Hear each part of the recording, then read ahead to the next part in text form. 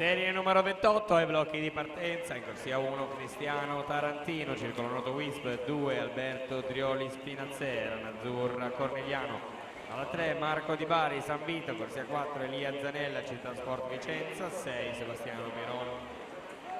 Gabbiano, alla 7 Carmine Cauoto San Vito, assente in corsia 5 Ionut Gorgos Stile Libero.